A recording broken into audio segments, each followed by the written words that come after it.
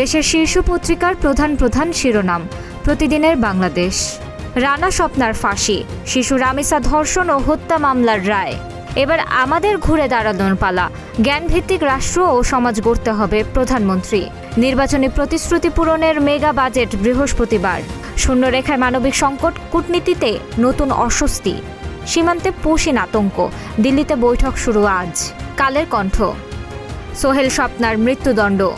জ্বালানি সংকট সমাধানে সংসদীয় বিশেষ কমিটির 12 সুপারিশ। বাজেট অধিবেশন শুরু।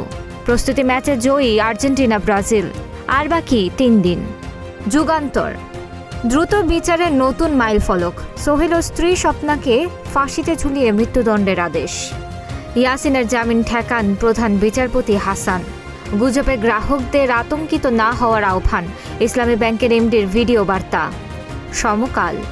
5 কর্মদিবসে বিচার স্বামী স্ত্রীর মৃত্যুদণ্ড। আন্তর্জাতিক আইন মানতে চায় ঢাকা, সাড়া নেই দিল্লির। বিদ্যুৎ গ্যাস নিয়ে সংসদে বাহাস, জেরার মুখে মন্ত্রী। ইত্তেফাক। সরকারের দৃঢ় অঙ্গীকারের প্রতিফলন, অপরাধ দমনে জিরো টলারেন্স। বাজেট অধিবেশন শুরু, চলবে 9 জুলাই পর্যন্ত। করমুক্ত আয়ের সীমা ধাপে ধাপে বাড়বে।